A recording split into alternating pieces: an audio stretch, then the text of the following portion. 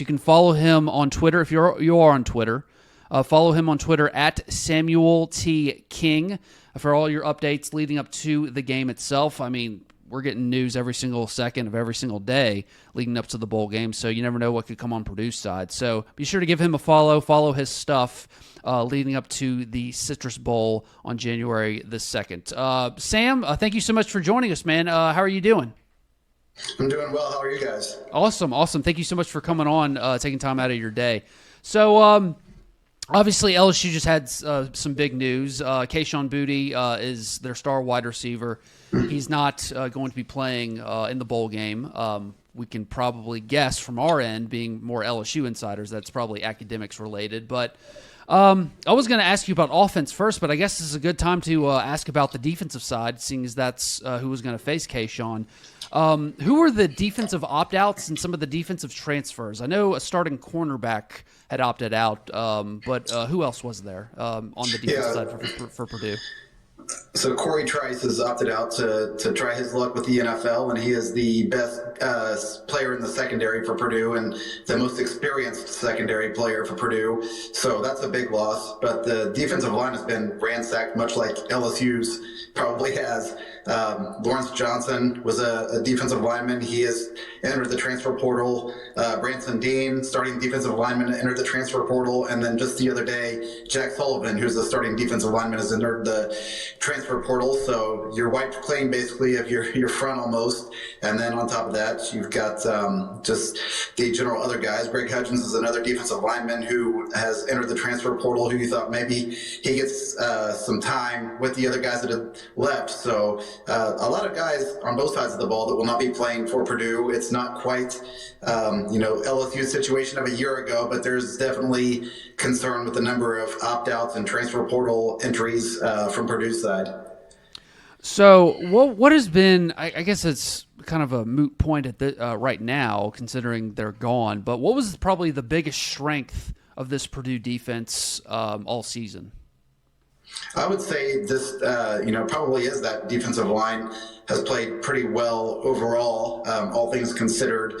And now it's going to be a lot of unknowns in that regard against LSU, which is probably going to be one of the best two or three teams Purdue has played all season long. So right now, if you ask me what the strength is for the Citrus Bowl, I really have no idea, because it's going to be a lot of guys who haven't played a whole lot together, and then you throw in the wrench of a dual threat quarterback for LSU, and just kind of seems like maybe that's a recipe for disaster for Purdue's defense, but we'll see. I'm sure that they've got some things drawn up, and you have a month to prepare for the bowl game, which is the great thing about going out of that Big Ten championship game and into bowl prep. A lot of time to work together and kind of find some things out, and maybe throw some wrinkles in there that aren't on film or you haven't done this season.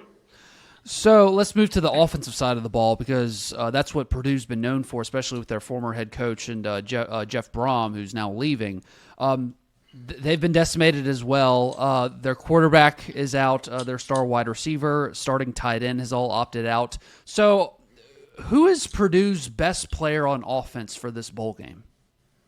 As far as skill players go, just based on this season, I would say Devin Maccabee, who was he redshirted last year. He's a walk-on running back, and kind of just became the starter maybe week 5 or 6 through injuries and things of that sort. Got his opportunity and never looked back. He's now approaching 1,000 yards. He is the first order of business for new coach Ryan Walters. The day he got the job, walked into the meeting room and said, "Hey, you're on scholarship." And part of that is probably when he was the defensive coordinator at Illinois.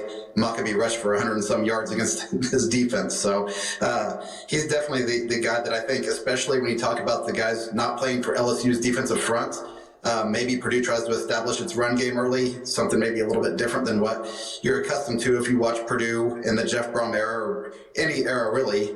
Purdue's definitely been known as an aerial attack. So I would imagine that Devin Maccabee will be a go-to player in this game. And then he's done a much better job in the last few games of being a guy that can be that safety valve as a pass catcher as well.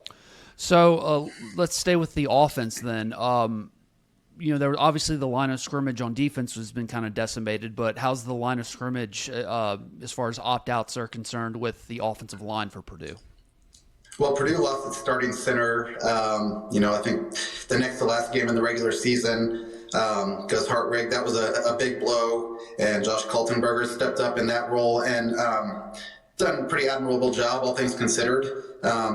Really only had the Indiana game and then the Michigan game of the Big Ten championship to gauge on. But there's a reason that you develop depth, hopefully.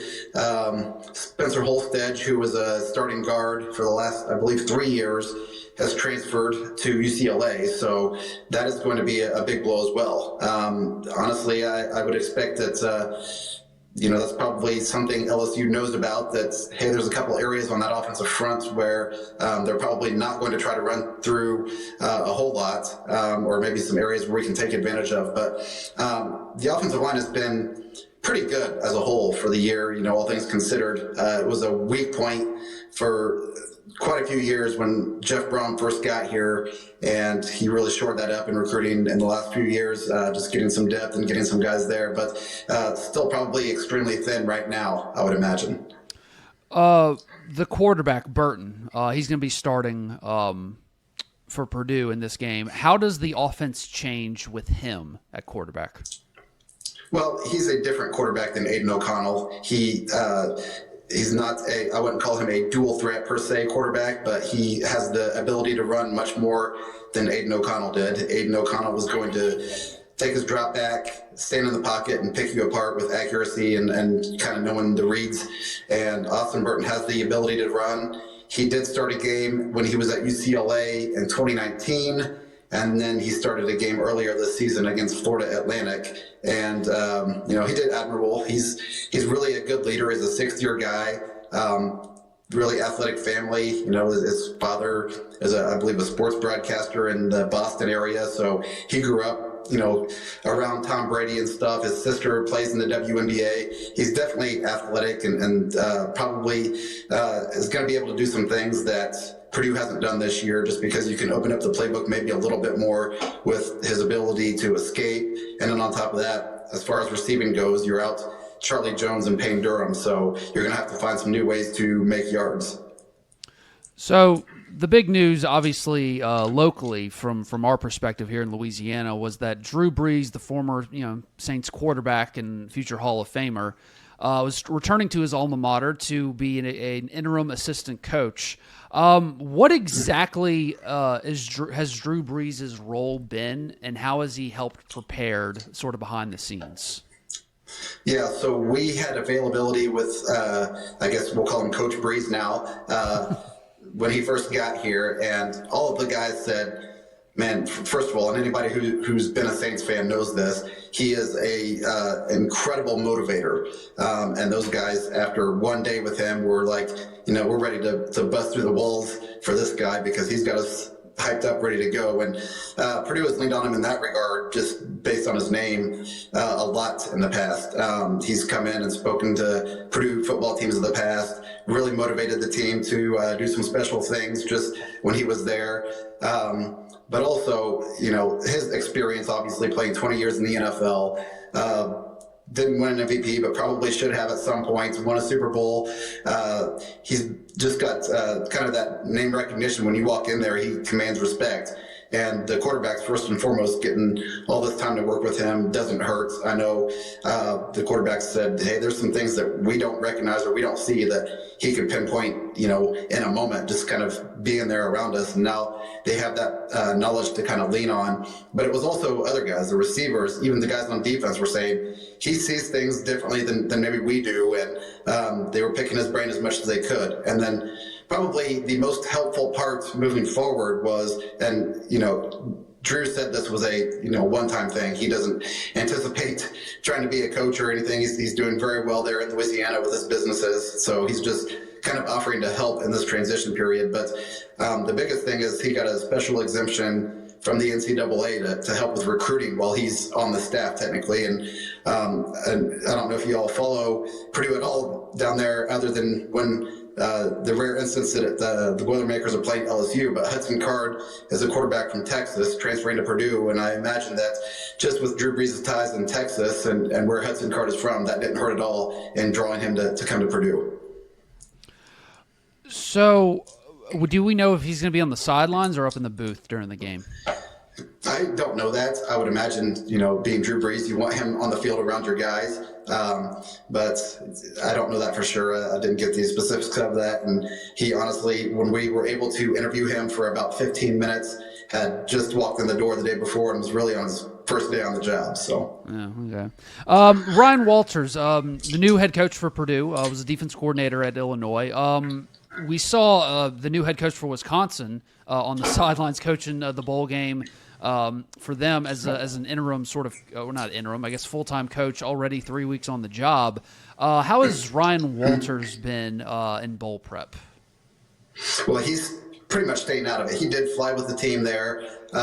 He said he's going to be at the game, he's going to watch, but it's not any kind of evaluation or, he's looking at guys for this or that. He said this is their season, and I'm going to let the coaches that are still here coach their team, and then January 3rd, I'm taking the guys that are coming back, and we're moving forward. So he's going to be there to watch, obviously, and root and hope that Purdue wins. But he's pretty much stayed out of it and said, "Hey, this is your thing. Finish off a great year, and then I'm going to take over the next day."